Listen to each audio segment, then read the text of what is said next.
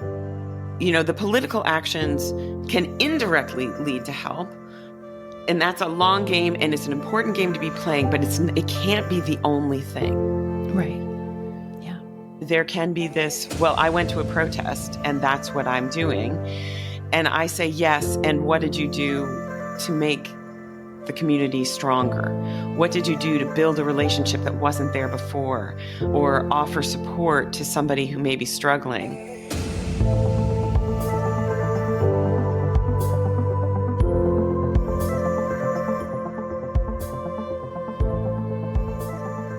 Thank you for tuning in for another episode of The Deeper Pulse. Back in November, which was the last drop here on the main feed before a long break, I shared with you about hope and how at the time I was keeping optimism alive by taking action. And I said to you that whatever the outcome of that particular election, that I was likely going to fall to my knees, feeling either a sense of relief or devastation. And unfortunately, it was the latter that came to pass. And even as I anticipated, it was a strong possibility that we would end up right where we are. It took me a minute. I am prone to anxiety, to self-doubt, to second-guessing myself. So I've been feeling all of that as I step back into the spotlight. And I'm sharing this because it's easier to have my strong feelings in private with the people that I love and care about, and to not show up publicly in this world where sometimes the meaning we're after gets lost due to sound bites and a lack of nuance in public discourse. So it's a scary time to be speaking out loud. Some days I wake up feeling anxiety and fear because, fascism and the Nazi oligarchy that's taking over in Washington, and the fact that people are quite literally being disappeared for speaking their minds. This whole Trump presidency has woken us up to the reality that many different demographics have been living throughout this nation's history. And there's so much happening, it feels impossible to respond to everything in real time. And so I'm not going to roll through the headlines here. We are in the thick of it, and who even knows what fresh hell might emerge by the time I release this recording. So finding ways to respond to this tumultuous time close to home and within our communities is key right now. As I'm exploring critical theory around organizational leadership, I'm realizing how much collective inertia is connected to our ideas about leadership and about the grandiosity that's often attached to it, as if impact isn't as meaningful or as important if it's not on a large, massive scale. We forget the power that we have, the things that we can do that don't require any sort of authority telling us when and where to move. We have our values within us. We have the compass of our heart to guide us toward what feels right and what feels wrong, each of us doing our part, not looking for a savior, but stepping forward, one by one by one. That's the power of community. The other day I was listening to an interview with Lovey Ajayi-Jones, and she offered up some simple yet sage advice. She said, "Don't worry about changing the world. That's too big. Ask yourself, what can I do to change the room that I'm in?" And as I spoke about in episode 86, it can be very uncomfortable, quite literally painful, to separate from group norms, to be the one who speaks up. Your courage will catch up to you. That has certainly been my experience when it comes to challenging the bullies of the world and standing up for what's right. But I'm saying a lot of words, and I'm not really answering the question that's forefront in most of our minds, which is, what can we do in response to this madness? That's what today's conversation is about. How do we, particularly those of us who have been raised on this bootstrap ideology, this individualistic culture, how do we learn to come together in community, in collectivism? This is the question of our time, folks. And right now, we've got to learn how, and we've got to learn fast. On Saturday, April 5th, there is a nationwide protest planned. And I hope that wherever you are, you will participate. Because us showing up in large numbers It sends a strong message. Protesting, making phone calls, showing up to local town halls, all of that matters. If you're doing it, keep it up. But what else can we do? What does it look like to start local? To create activist movements within our own communities that are grounded in measurable impact. I'm going to be real with y'all. Like, I anticipated a dictatorship, a fascist regime, but I had no idea it would move this quickly. And some days I really do question whether or not we're going to be able to save our democracy. But here's the thing. We need to take action anyway. Not just because we don't want to give up, but because we need each other. Now more than ever.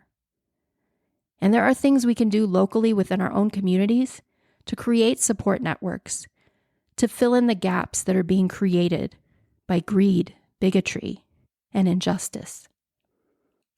If our only game plan is to look to our leaders to save us, I hate to say it, y'all, but I think we're a little bit screwed. I think we have to do different than we've ever done before and truly come together. We may not be able to save this country from Trump and his oligarch bros, but we can save each other. Or at the very least, we can have an impact in whatever room we're in. At the park where we walk our dog, at the supermarket, in our community centers, and through strategic support of local organizations who already know how to meet the needs of our community. So today's conversation is with Susan McCulley. Susan first joined the Deeper Pulse back at the beginning of the Culture series. She's a former org teacher, and Tracy Stamper and I interviewed her in a bonus conversation over on Patreon. Susan joined me once again in January of 2024 when we spoke about body image and diet culture. And she's back again today because after the election, when Susan picked herself up off the floor and dusted herself off, she decided to do something. You'll hear her speak about what motivated her to create a community activist movement. What started out as a small group of concerned citizens in Charlottesville, Virginia, has since swelled to over 400 individuals who are not only aligned in their values, but in their actions. Today's episode is to offer an example of what it can look like when a community comes together to fight the fallout of fascism within their own neighborhoods. Be sure to listen all the way through because Susan's going to share with us 4 questions that can help get us unstuck. Here is my conversation with the founder of Keep Going Together, Susan McCulley.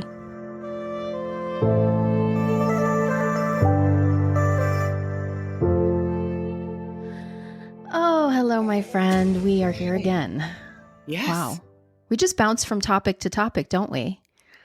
I was thinking about that. Yeah, because a friend of mine today, she approached me after class, and she's so upset about what's happening. Mm-hmm. Is married to somebody who at the very best is ambivalent, if not leaning Trumpy. And so she feels very alone. Yeah. And she said, I want to ask you something. She said, I think that maybe that this whole Trump thing, I think maybe it's a cult. And I said, oh, yes, honey. And she said, I don't know. I just had this idea. And I said, listen, I'm going to set you up with a podcast. There's about 800 episodes all about this. Right. And there's so many people talking about it now. Like Yanya Lalich is putting a lot of stuff out and all the people are giving people language for it. Yeah. Well, that was the one I sent her. I said, you can look at this whole list because there'll be things that will appeal to you. Yeah. But I was like, oh, we've been talking about this for years now. We sure have. And I really feel like, I don't know if you feel this way, and I don't know if this is me sort of reading too much meaning into chaos, but I keep saying to people, the Culture series was like my boot camp. Yeah. And now it's time to go to battle. This deconstruction that we did in this sort of microcosmic way of these smaller communities, and one that we shared where we kind of looked at what was good and what wasn't and the complexities of it and developed all this language around it and then started to talk to other people and see the parallels. and really do the work of actually naming it out loud. Because I mean, that's part of what we're here to talk about, right? Is like, what is it to actually step into activism and using our voices and like really doing the thing? And I don't know, quite honestly, Susan, that I would be able to do this if I was the me back in 2022 who first started dropping those episodes. I would be knees shaking, freaking the fuck out. So much. And I think that for me, part of what happened after doing all of that deconstruction is that after I got out of the depression of the results of the election, I was like, okay, I know what we're dealing with here. Mm-hmm. I know what this is. Yeah. I know how they're manipulating us or trying to. I know the way they're using language. I know the way they're using, love bombing. Oh, I wish you could have heard the telephone town hall of one of our congressmen who is just a bootlicking Trumper. He was just like, I just love you all. And I was like, oh yeah, go ahead and try that. Go ahead. I know what you're doing, you little weasel. Yeah. Will not work on me. No. So, but I think that, I totally agree. And that there's less, I think, that is a shock or a surprise and more of like, yep, that's what's going to happen next. And now it's the words and the, things like DEI and waste, fraud, and abuse. It's thought terminating cliches. It's 100%. So 100%. Interesting. And dog whistles, which is similar. It's a similar thing. It's like, right. And I think, I want to say there's an aspect of it that's about having empathy towards the people who are sort of buying into that narrative and are indoctrinated into that ideology. There's a sense of empathy that emerges for me, but not just empathy, because the places we're going to go today is like talking about making empathy actionable, which means really pushing back against those folks and being okay with that. So that's there, but I don't get derailed by the confusion as much as I think other people do, right? Where they're like, I don't get, why are people fighting? Like people are really understandably, it's taking up a lot of psychic space trying to understand what is even happening. I think just paralyzes so many people. And so just having an understanding, that foundational understanding of being like, okay, I'm not going to go beat my head up against that wall over there because I know exactly what's going to happen and I know why it's going to happen. And I know how those dog whistles work and I understand all of that. And so where can I be of service and have an impact and not be afraid of stepping on those toes, which is something that, again, within the process of everything we did, we talked about good girl conditioning. We talked about our white saviorship and our fragility and all those things, like all the things that we talked about. It's like, now, okay, walk the fucking talk. What are you doing to create a new experience and a new reality in terms of how we respond to these things, especially as white women, especially in terms of stepping forward in that way? And that's something that you and I know have talked quite a bit about on and off the record. So I'm just thrilled to have you here today. And I'm glad that we already have a shared language around a lot of this. And I invited you here because I love speaking with you and I always benefit a lot from our dialogues. And also because you have really stepped forward in your community and taken, like you said, after the election, you really dusted yourself up, got up and really started moving in a really tangible way. And you've created something in your community that a lot of people are co-creating with you that I think can be a great model for many of us around the country, especially those of us who are like, what do? I want to do something.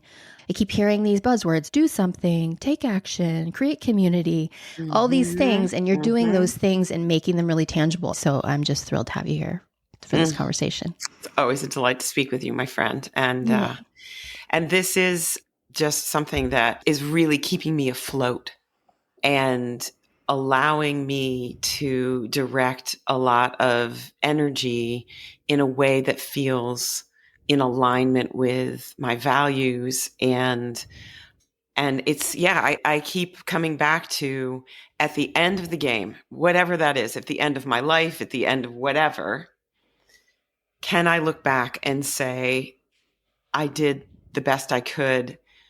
And did I do it in a way that I feel good about, right? And so when I look back on my own experience in the org, for example, there are so many examples of times when stuff was going sideways and I just sat there and let it go sideways. Yeah.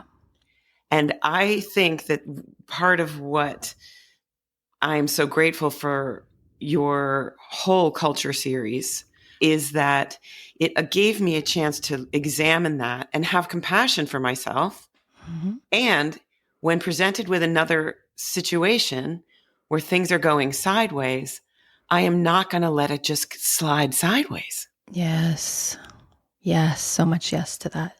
Let's start by telling folks about this group that you created. Tell us about what inspired that and what it is.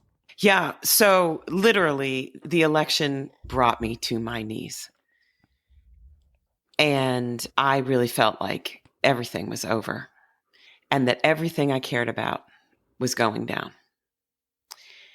And I turned off all of my news. I stopped reading pretty much everything. As I started to emerge, when I started wearing color again, I mean, I literally I feel like I was in mourning. It was a terrible couple of weeks, and I am grateful for all the people who stuck with me while I was being miserable. As I started to come out, I started to listen to, read seasoned activists, almost all women, many people of color, Black women. And I started noticing themes. And sometimes I was reading stuff that was current, but not always. Sometimes I was just reading about what you do when everything starts falling apart.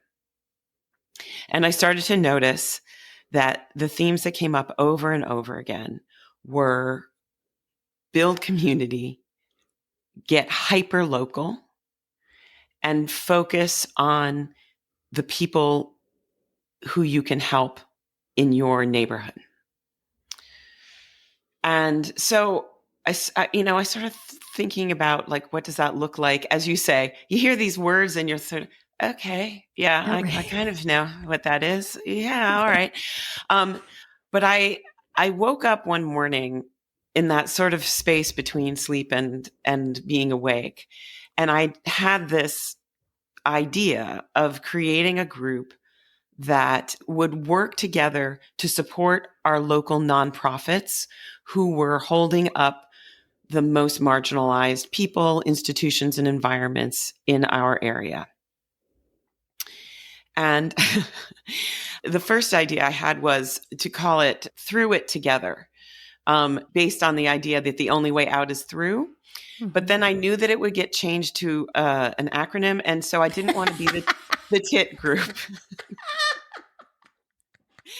Which, could be fitting given the majority demographic of most of us. Yeah. But so then I remembered this quote, which is often attributed to Winston Churchill, although he did not actually say this. But when you're going through hell, keep going. Mm-hmm. So I called the group Keep Going Together. I called up my buddy who's a graphic designer, and I said, "Hey, make us a logo." He was like, "Okay." And like next day I had a logo, and I put it up on Facebook as a private group and invited some people just to see if what I was saying, it made sense to me, but I wanted to see if it made sense to anybody else. And, a bunch of people joined me, and we started talking, and we started setting up kind of parameters about the way we wanted to be together, that we wanted to focus on action. We wanted to focus on what can we do in our community, because we can't change whatever the heck they're going to do. Mm-hmm. And what we can do is build relationships with the people who are doing the work already beautifully and whose funding is in jeopardy. And so what can we do for them? How can we build relationships with each other to support each other? Because we're all suffering and we're all in some kind of grief right now. Mm-hmm. Then building relationships with the nonprofits, and the people who are on the front lines doing the work, as I say, whose resources are disappearing. And then by extension, anybody and anything that is benefiting from that work, so that this network of support, it expands out.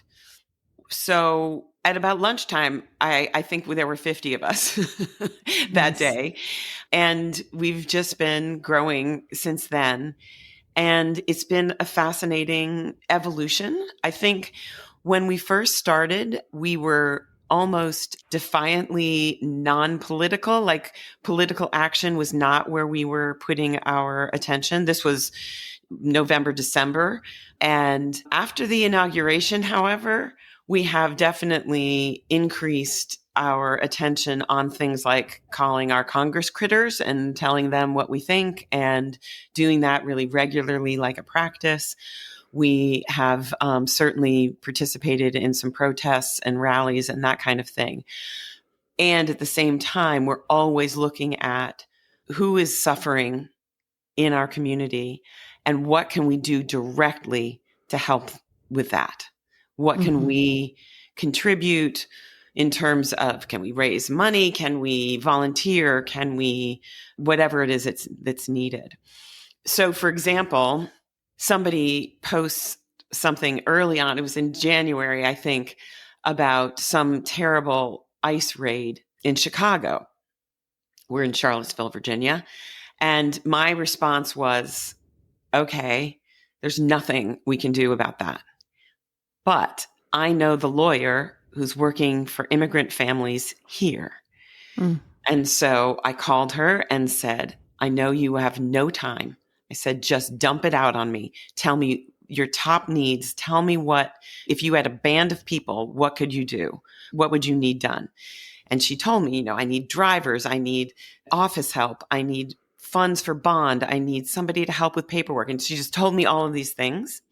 I put it out to the group, and I don't know, who speaks Spanish? Does anybody speak Spanish? And it's amazing.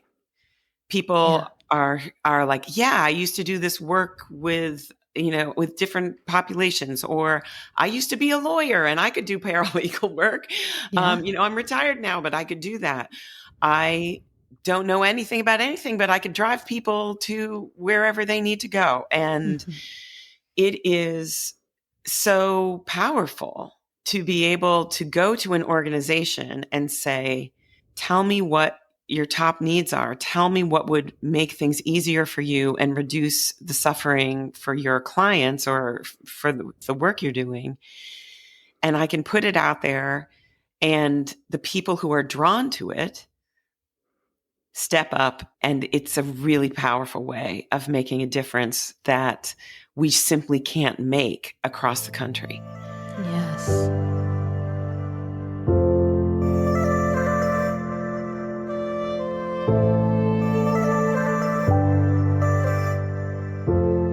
My first master's degree was in social impact. It's really about building nonprofits and socially minded businesses. And there was so much focus on, because in this individualistic society that we live on, how to do this yourself. Right? How to create your plan, how to da-da-da-da-da-da-da-da-da-da. And I got out of the program and I learned quite a lot, but I was also like, this feels like more of the same thing. Me at the top of some sort of pyramid, starting a whole thing. There are people who, well before this crisis hit our country, who have been doing this work, some of them their whole lives. And what I love so much about your approach, Susan, and that all of you together are doing, is really you're giving them a boost, like helping them to do the work they've always been doing with even more support. And you're not trying to reinvent the wheel or anything like that. And I think, again, that's sort of another sideways presentation of white saviorship. Like, we need our name to be on it. It needs to be our organization. Yeah. And it's like, no. What needs to happen is that people need help, and there's people already doing it. And I love that you're taking all this energy and the sense of helplessness that people feel, and I know for a fact that a lot of people listening to this episode are like, I want to do something. Really, really, I want to. And I have no idea what and how and where to start. And I love that you're like, well, there are plenty of people who know exactly what needs to be done, and they don't have enough resources or enough people or enough funding to do the things that need to be done. How about we ask? How about we partner up with them and support them and become, the wind beneath their wings, so to speak, because there's so many of us. And it sounds like it's really making a difference in your community because, I'm a part of the group and I do a lot more observing because most of the activism is local, but I'm learning so much just seeing the posts that people are posting about. And it's like a wildfire that's built. I joined immediately and it was like, spark a post here or there. And now I can't even keep up because you created these parameters around it. And you and I spoke, we had a preliminary chat before this when you were talking about like, you didn't want it to be a place where people just come to bitch. It's like, that's fine. We all need to do that. But also that's not what this space is. This space is about action. And so when I read through the posts, there's always something informative around what could be done, what is being done, what the next step to take is. And I think this is the thing people are most hungry for. Yeah, I think you're mentioning a number of things that are really important. One is, I think that no matter who you are, you're going to go through times where you're feeling helpless, hopeless, despair. And it is so easy to get stuck in the vortex of the just unbelievable, unending, relentless shit show that is being shot at us every day. And there's such a seductive quality to just like keep on consuming what's going on and feeling like almost like a butterfly pinned by everything that's happening. And the enormity of it is what feels so impossible to break out of. So my recommendation for folks, if you want to go and like hang out and vent and bitch and talk about it, I totally get it. And there are people I do that with, but I'll tell you, to be honest, it doesn't really, it doesn't feel good. It doesn't make me feel better. I sometimes lash out about this or that. Sure. The Department of Education at the moment is making me put my head down and just knock it against the desk. Yeah. But what I've noticed is the people who are doing this overconsumption of taking it in and sort of regurgitating how terrible it is kind of get stuck there. And when I said that working with Keep Going Together is keeping me afloat, what I mean by that is I get information and I say, okay, what can I do in that realm in my community? And then I take some action. Maybe it's making a phone call. Maybe it is volunteering for the new queer center that's opening in our neighborhood. Maybe it's reaching out to another nonprofit that I haven't talked to yet and just to hear their story and to find out what their situation is. Whenever I do that, I start to feel like, okay, I feel like this sense of being buoyed. Yeah. And then, inevitably there's some crappy news and I'm just dumbfounded by how bad it is. But what I keep doing is just keep doing something. And that's what the group does. We've got folks who are sending information about local actions that are happening. There are a lot of protests and that kind of things that people can participate in. We've got some artists who are like all through Black History Month, every single day, somebody was posting something about monumental Black artists. This is Women's History Month. And so it's like women artists. And it's just like so inspiring and helpful. Other people are really focused on things like make sure that we're taking care of ourselves and what can we do to keep ourselves going internally or working the relationships that we may have with people who have voted differently than we are. I mean, all kinds of really interesting ways of actually taking action to counteract the deadening, anchoring energy of what is going on in the world. Yes. So we're in late March 2025, and right now there are a lot of protests going on, and I am all for standing up and saying no, calling the Congress people and saying, you know what? No, this is not good. And I find that it's important that we are also doing things that are directly positive. By this, I mean fundraisers and volunteering and donating and doing things that are actually directly leading to help. Now, the political actions can indirectly lead to help. And that's a long game, and it's an important game to be playing, but it can't be the only thing. So that is part of my focus too. And I find this is particularly for white folks, that there can be this, well, I went to a protest and that's what I'm doing. And I say, yes. And what did you do to make the community stronger? What did you do to build a relationship that wasn't there before, or offer support to somebody who may be struggling? Mm-hmm. A really great kind of shopping mall at the edge of our town, there's a proposed Tesla dealership going in there. And so there's been a lot of protests there. And the challenge is that there are a lot of beautiful little small businesses, local businesses that are in that mall and potentially could be harmed by our actions. And so one of the things I say is, if you're going to go to a protest, buy a cup of coffee in the local store. Tell the person in the little boutique that you support them and buy something there, like shop there, because we don't want them to suffer. And we want to build their trust that the other people in their community are not just like striding over them to make some kind of political point. Right. And this is a really important thing. And so wherever you are listening from, whether you have a community of people around you already, or if you just feel stuck and not sure what to do, I say, look for a small action that you can take. And it can be what I think of as a no action, like calling and saying, this is not cool and that person should be resigning right now. And don't vote for this terrible SAVE Act or whatever it is. And do something, even a small thing that's positive. And that could be super small.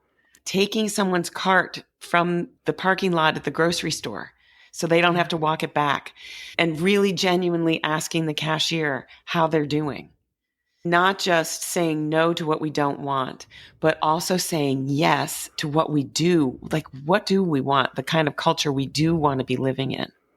Yeah. Yeah. It's interesting. The thing that's rising up right now is like the protesting piece. It does take a certain amount of courage to stand up in a group. And it takes a whole other kind of courage to stand up on your own. Mm-hmm. And we need to be doing both of those things. Mm-hmm.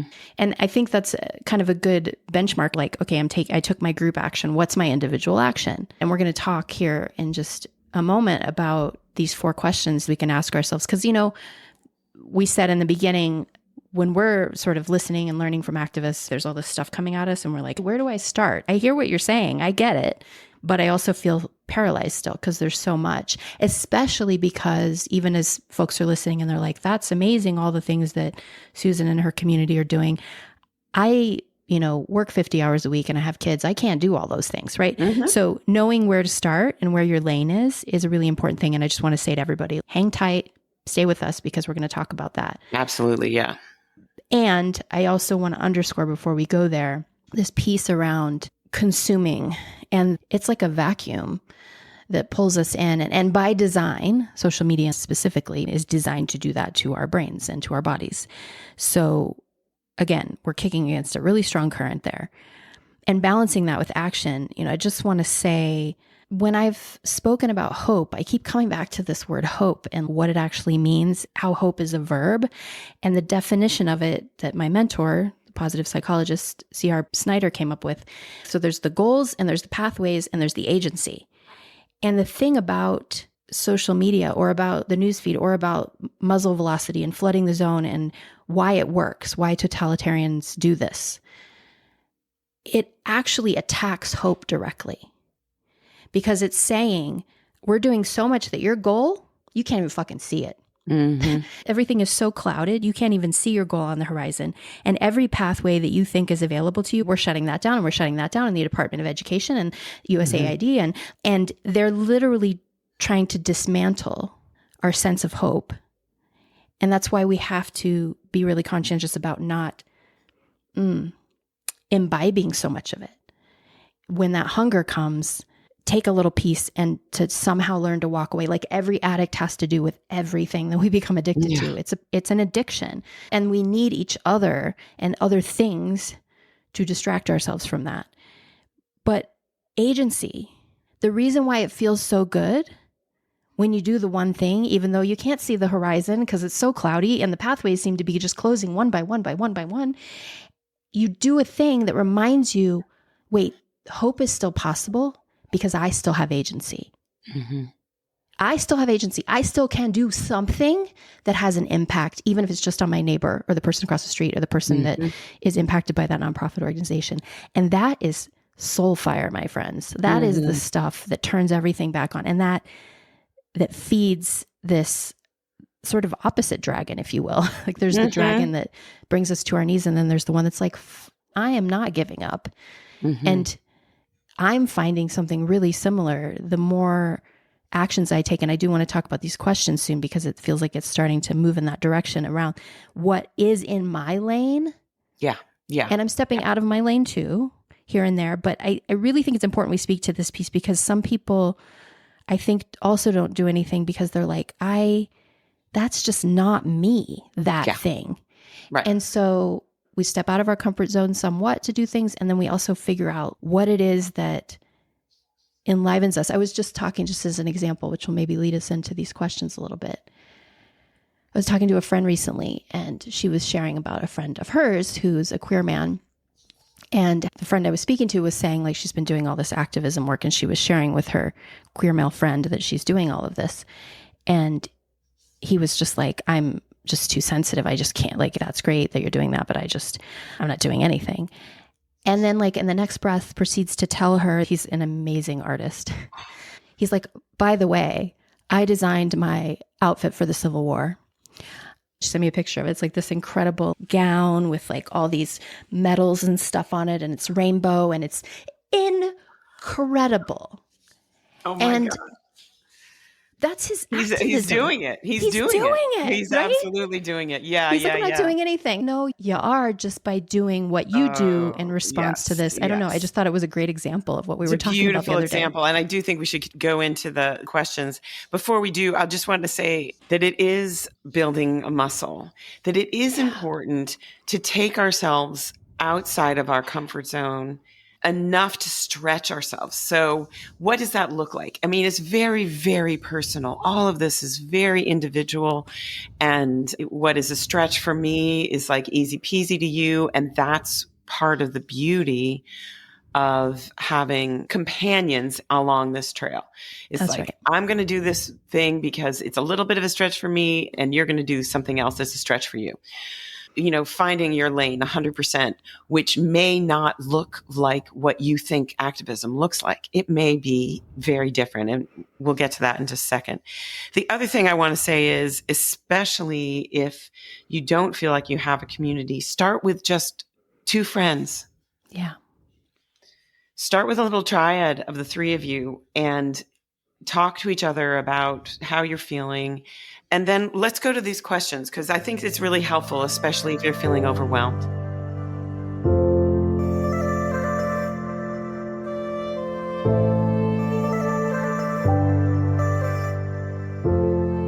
So these are questions that I started asking myself regularly, and folks in Keep Going Together, especially when they first join us, but also asking members to revisit these questions. The first question is, what is good, beautiful, and working in the world and in your life? Because when we are in the fire hose of terrible, it is really easy to only see the mess and to only see the darkness. And when our vision is narrowed to only the terrible, we have no energy, no capacity to do anything. And that, as you said, is by design. Yep. So by opening the aperture, it's not to say that we've talked about toxic positivity and spiritual bypassing. That is not what I'm talking about. What I'm talking about is being able to hold it both, to hold what's happening, to hold what is being torn down and being destroyed and being recklessly, cruelly dismantled. And the fact that the stars were so bright this morning. Mm-hmm. And here in Virginia right now, the cherry trees are blooming and the daffodils are just breathtaking. Both of those things are happening. Yeah. And the more that we can see the full spectrum of life as it is right now, the more we can see clearly what it is, what we want to say no to, and what we want to work for, what we want to preserve, to save, to stand with. So the first question is, what is good, beautiful, and working in your life and in the world? The second question is, who are you willing to stand with, work for, maybe stand in front of, as we were talking about before? I mentioned that part of my struggle right after the election was that it felt like everything I cared about was going down. And that is true. And what I have done is to identify 1, 2, 3 issues that really matter to me. For whatever reason, I'm not even going to say what they are, because it's so easy to be, what about this? I know. And for whatever reason, these are the ones that have floated to the top for me right now. Now that could change, but right now I'm focusing on just these couple of issues. Now, as part of this group, what I'm also focusing on is getting people to engage in their own brand of activism. So that's sort of like an umbrella that is over all of this.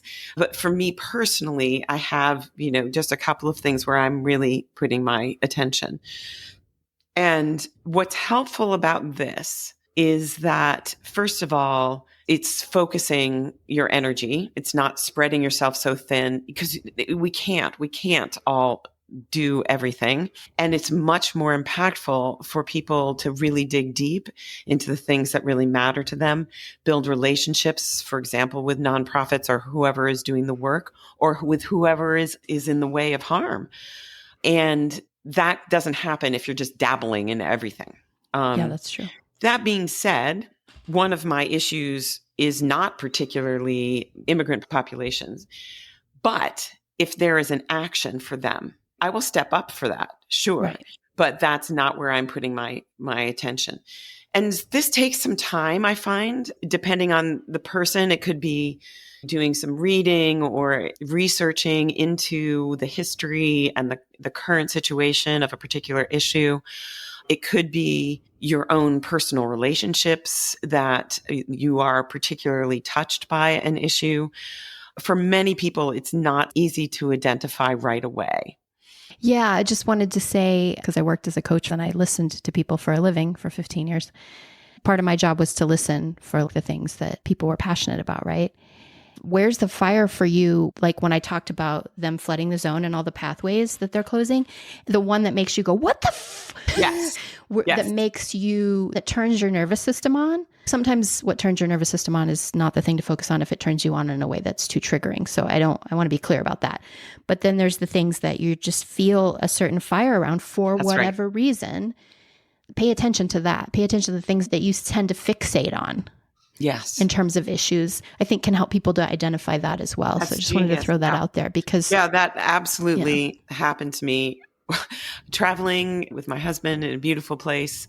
And I read one story and I thought I was going to melt down. I did melt down. I was enraged. Yeah. And I realized after I spent a whole day like being a pain in the butt and doing all of my regulation tools, just like, oh, la, la, la, la. Once I came down from like, oh, there's some information. That's right. This is what I need to put my attention on. This is where I need to turn. This is a pain in myself, a suffering in myself that I need to turn toward to find the people who need help there. Well, and the reason why that is so helpful in the long term is because when you're doing this kind of work, there's a lot of dead ends. There's a lot of detours that have to be taken. There's a lot of frustrations. I learned this working in the foster system, right? You think you're going to have an impact here, but nope, roadblock. But, I think of the word outrage. When we feel a sense of outrage around something, that anger, frustration, whatever, is the thing that's going to keep you going when you hit the roadblock. Whereas if you didn't feel as passionately about it, you would give up sooner. And that's also why it's important to pick those issues, because you're going to hit something that's going to tell you no. And that fire of frustration can be mutated into something constructive that'll help, crawl over that wall or help build a ladder or whatever. So yeah, I think getting the rage out in a constructive way around the things that we're most outraged by. But, at first they do take us to our knees sometimes, like you said. Very often. And you just have to have that experience first. Yeah. But yeah, the second question, which is, who are you willing to stand with? Who are you willing to speak up for, protect, work for? What is it that fires you up, that lights you up? That's a really important part of the process. And not something either that is written in stone, nor is it necessarily something that you will figure out overnight. Even if you've had a cause for years, things are different now. And things are more in jeopardy perhaps than they've ever been in a lot of cases. And so I really invite people to be curious. And I love your suggestion to notice what maybe brings you to your knees and find if that is a place where there's a foothold for you. Yeah. The third question, I think it might be my favorite question. I was going to say, I think it's my favorite. is what is your superpower? What is it that you do with joy and ease and energy? The thing that your friends say, oh my gosh, you are so amazing when you do this thing. And you say, can't everybody do this? Yeah. And the answer is no, everybody cannot do that. And that is where you can make an incredible difference. So my favorite example of this is my 85-year-old father lives in a retirement community in Southern Maryland. And they have a little listserv that goes to all the residents. And right after the election, he said, things are terrible. And I make a really, really good loaf of bread. So if you make a donation to any cause for any kind of social action, social justice, ACLU, whoever you want to make a donation to, just tell me that you did that and I will make you a loaf of bread. Oh, I love that. Now, I love that. One of the things I love about it is that one person made a donation for $1,050 or something. And she said, this is the most expensive piece of bread I've ever had. But I think my point with this is it would have been so easy for him to say, I'm an old dude in a small community. I don't have any social justice activist experience. I don't know what I could do. But instead, he looked at his skill at something that he loves to do and that brings such joy to the people around him. He's always a welcome dinner guest, let me tell you what. And he made that into a social justice action. It's beautiful. And this is possible for everyone. Yeah. There are so many examples. There's a woman I follow. Her name is Shannon Downey. She's also known as the Badass Cross Stitch. She does embroidery work. Okay. Like it seems like completely benign, but no. First of all, she makes totally hilarious patterns. I just invite you to go and look, and they're wonderful. We'll link to it. We'll link to it in the show notes. But she also kind of invites people into activism through craft. And it's sometimes called craftivism. Craft has been one of the underpinnings of social movements forever. Yeah. And there are so many examples, but one of the ones of course, is like the AIDS quilt, made at a time when people were turning away and not acknowledging the humanity behind this scourge of a disease. They literally laid these people's lives out on the Washington Mall and made people see the lives that had been taken in a way that changed history. It changed public opinion. Mm-hmm. And so my point here is just no matter what it is that you do well and with joy and with energy, that is something that can lend itself to offer help and assistance in ways that you may not expect. Yes. So whatever your superpower is, whether it's accounting or crochet or bread baking, whatever it is, get curious and creative about how can I help with that? Because I think that one of the things that I find is that people say, I want to do this right. I want to do the right thing. And there are plenty of people who will tell you the right thing to do is phone banking, or the right thing to do is knocking on doors or working for a campaign or something. And for you, that may be a superpower. If so, blessings on your head and go and do them. Yeah. But for a lot of people, those things are a struggle and they don't feel good. If that is the case for you, I don't recommend doing those things. Yeah. I recommend finding something that you can do with energy and joy. Well, and this question really also connects to, I guess it was an indirect action item you gave all of us in the beginning when you were talking about what Keep Going Together does, like reaching out to the lawyer and you're like, give me a list. You're writing down all the things. You need this, you need the driver, you need this. Also, a way to approach this, instead of just thinking like, what am I good at and what can I do related to activism? Reach out and get the list from your community and then look at that list and say, okay, what is something that I do that sort of fits the bill here? I thought of another example sort of related to crafts. While you were talking, my mom and I both have been CASA advocates, court-appointed special advocates in the foster system.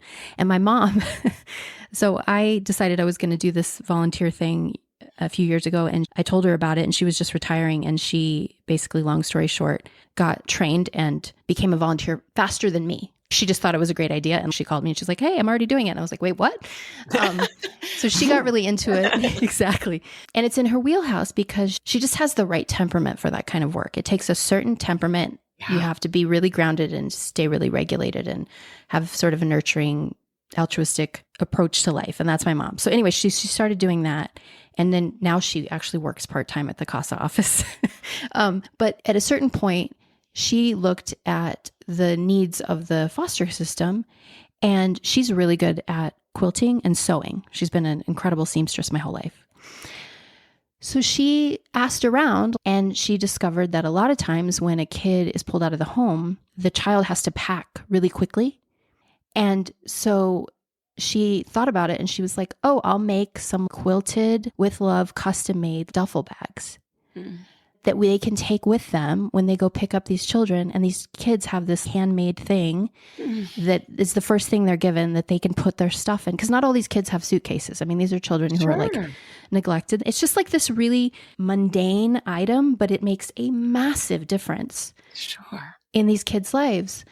So I offer that as an example to just say, sky's the limit in terms of how you can apply this stuff. But to say, like, she asked what is needed here. And then she looked at what are my skills and then figured out a way to merge the two and do something that she loves to just sit around and make things. And it works for her. It fits. I just think it fits the bill of question number 3. What's your superpower, and putting it to work for it's for a all of perfect this. example. It's a perfect example. Yeah. And looking for that overlap. Yeah. I mean, I'm a movement teacher. Again, not something that one would think of as being much of an activist thing, but give me a playlist. I can give you a playlist. Yes, I can. And this is another point that I wanted to bring in here, that part of what happens when we do things that align with our gifts is that we stay in our bodies. Yes. So one of the things that can happen, and again, this is intentional, when we're flooded with information that fills us full of fear or despair, is that we go up into our heads and we start to spin. I literally can feel when I've had too much news. Yeah. Because same. I literally feel either dizzy, spinny in my head, or I feel like I've eaten like a bunch of crap, like in my stomach. I feel like unwell. Really good opportunity to use some of those self-care tools and to go outside and breathe. But the same thing can happen if you're forcing yourself to do something that is outside your, I don't want to say outside of your comfort, because I think it is okay to nudge that a little.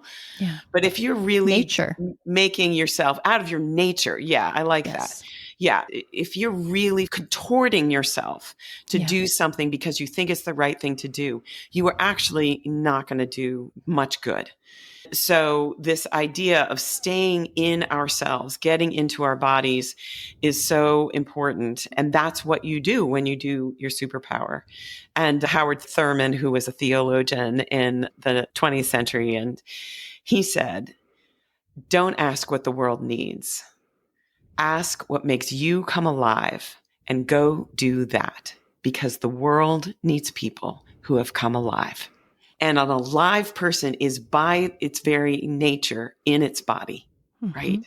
So this is what's so important about this third question about identifying your superpower. And I also would argue that the more you spend time in your superpower, the more that expands, and that you can start doing things that you maybe didn't realize that you could do before.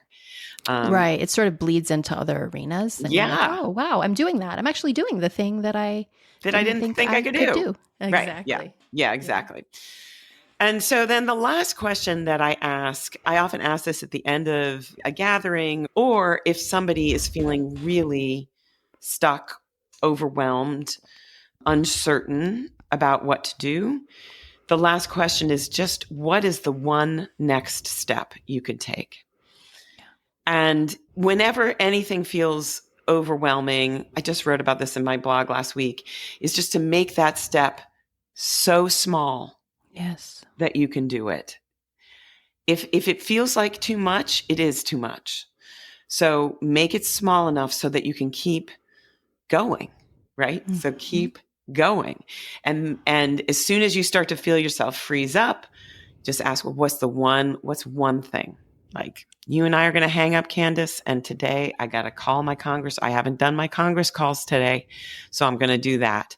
And it's the one thing that I'm going to do today. So what these questions I think are helpful for is sort of cutting away a lot of the noise and getting down to the essence of both the truth of the situation in terms of the good and the bad, what matters to you, and what you can do, what is in your skill set to do. Yeah. And then taking a step into it. Mm-hmm.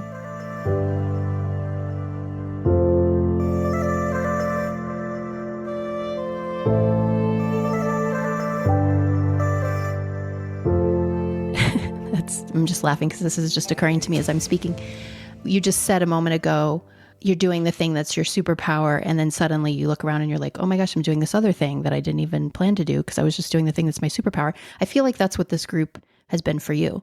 Oh, I feel absolutely. like you stepping forward and using the skills that you've developed over the years and your ability to practice mindfulness as not as like a woo concept, but as like a real grounded way of approaching the world and knowing your body and your ability to describe what is the difference between being in your body and when the news pulls you out, all that stuff, like all this language that you've developed, you're applying it in this new way. And now you're doing a whole new thing that maybe if I had said, hey, Susan, go start an activist group, you'd have been like, are you crazy? I'm a movement teacher. But actually, I love what you just said because I think it's so important. And I'm going to spend some time reflecting on it because I think it's happening for me too, where it's like if you move into your lane and you just take up the whole fucking lane, just take up the lane for once, take up the lane, spread eagle, and just fly.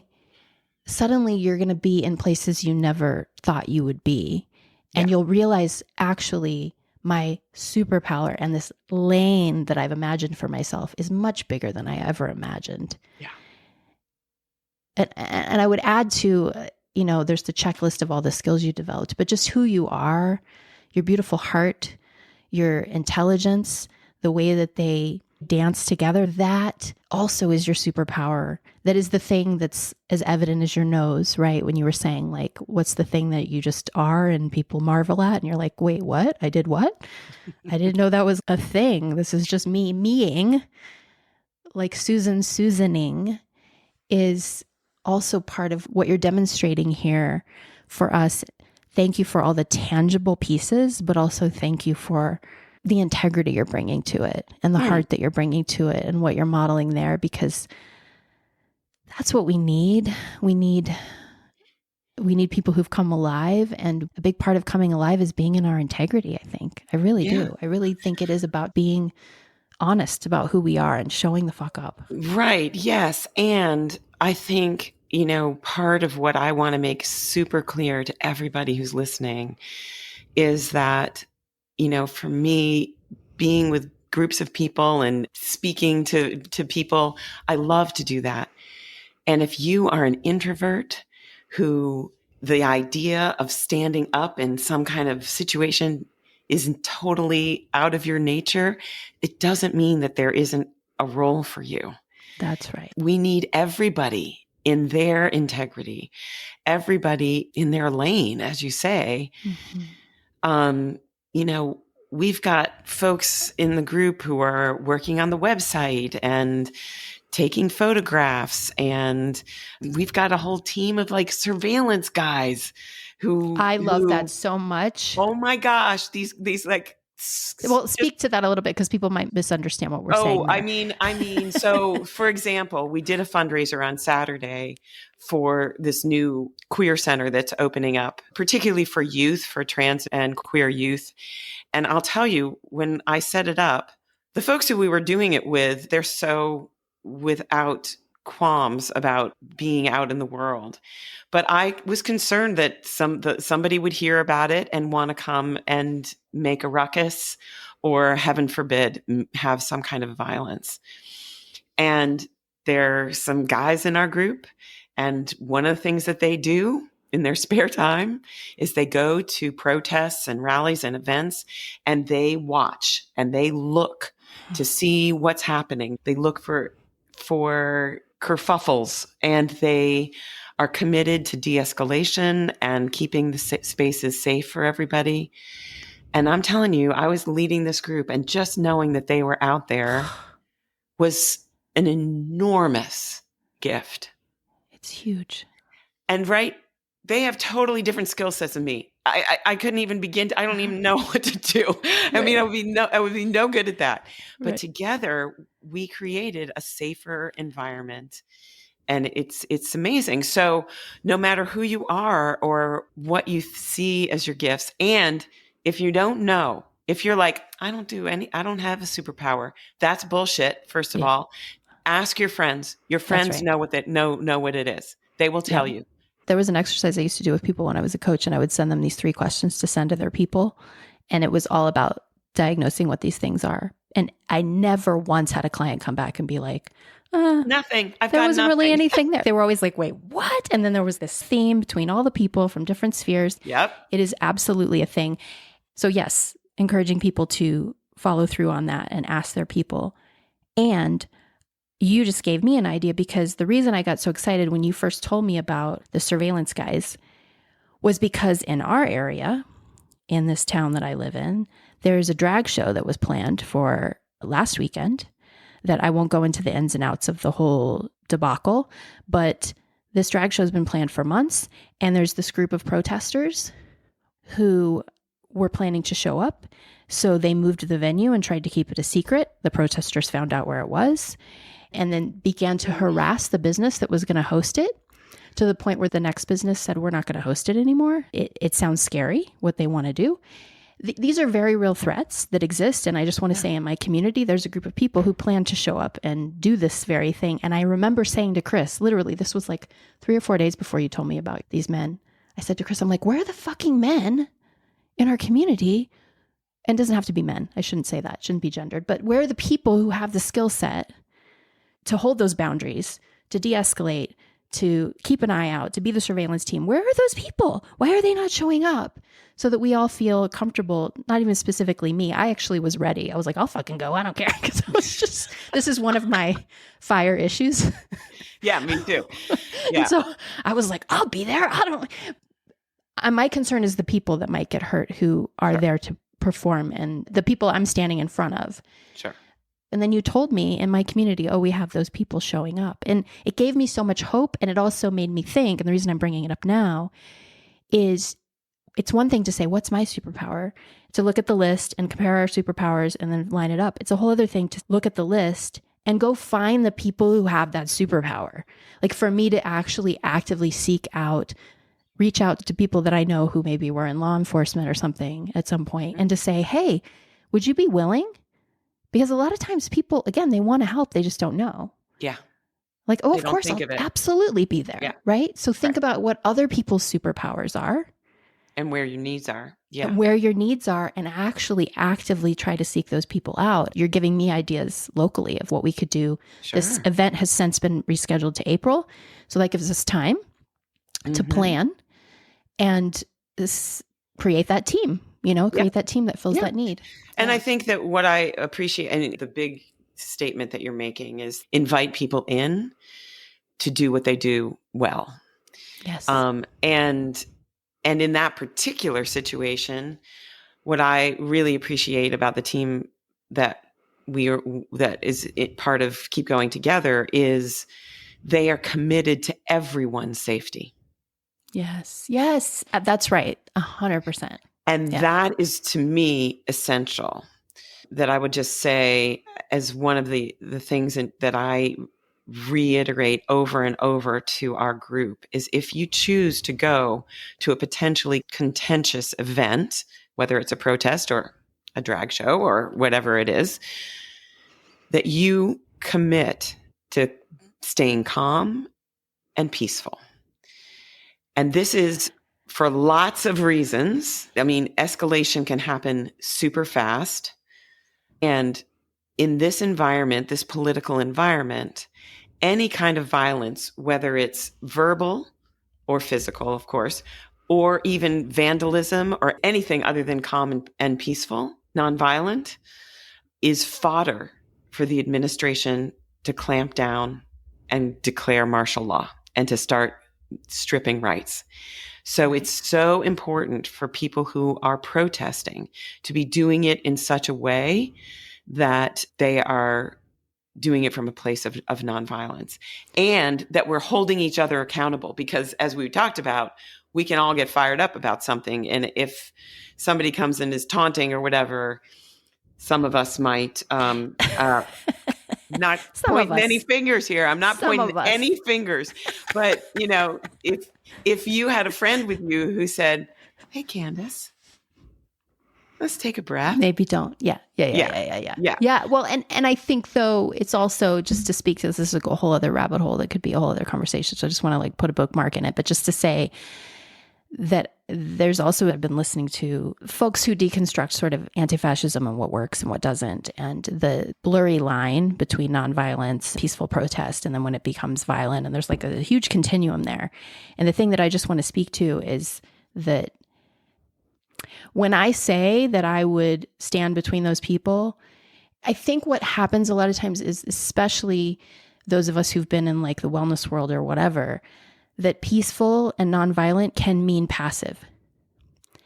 Oh. And it's really important that we understand that when I say I'm going to stand between those people, and if somebody comes up, and I'm not going to get, people who know me, I'm not a brawler. I'm just not. I can talk a big game, but I'm just not.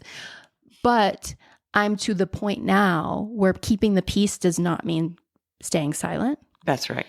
It means staying calm and regulated. Yeah. And saying the thing that needs to be said and drawing the boundary. Yeah. And even if I do it with my shaky voice or whatever, however it comes to pass, not antagonizing, yes, but defending. Yes.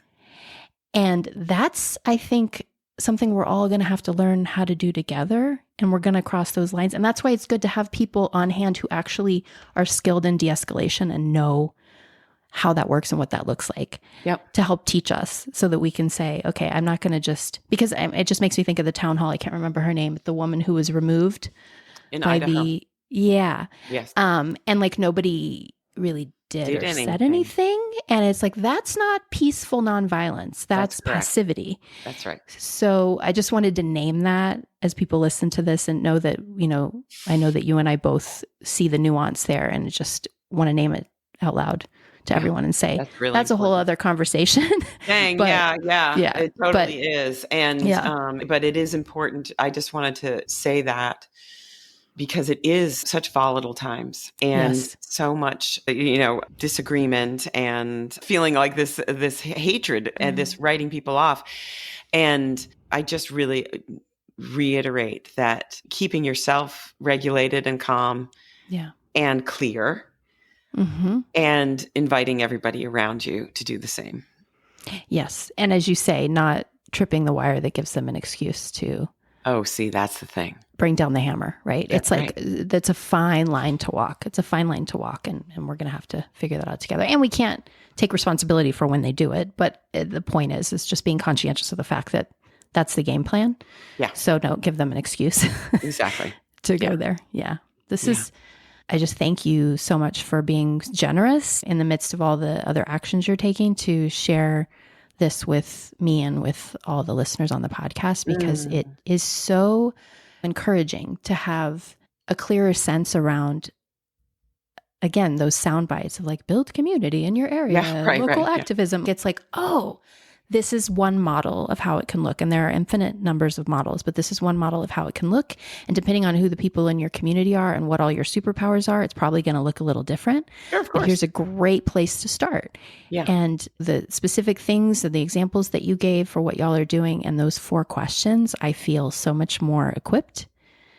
And I hope you're proud of what you're doing. And I know it takes a lot of energy, and I know that you're working, burning the candle at both ends a lot of the time. And I hope you take time to pat yourself on the back and just like what you said in the very beginning, like if I'm going to be living through these times, I want to look back and feel like I did everything that I could and like I did the best that I could. And I hope that you take time along the way to celebrate that and to tell yourself that you're actually doing what you set out to do right now. You don't have to wait till then. Yes, thank you. I am. And I really invite anybody who's interested in doing any of this work. You can check out our website, which is keepgoingtogether.org. You can get a little bit of a taste of sort of who we are and what we do. And you're welcome, no matter where you are in the country, in the world, to join our Facebook group and or our email list. And you can be connected to me. I'm happy to talk about whatever your particular situation is and help you get something started or, I love talking about this because honestly, it's keeping me hopeful in that verb way, in that, like that actionable way. Yeah. And so thank you for the kindness. And also if you're hurting and it doesn't feel good, this will help. Yes. This will help. Somebody came to me she said, "Oh, I've done all this. I did this in the 60s. I did all this. I don't want to do it now." And I'm saying to her and to all of you, it's not for us. It's for you. That this will help you. Yeah. And it will help a lot of other people along the way. So, yeah. Thank you. It's a perfect place to end. Yeah.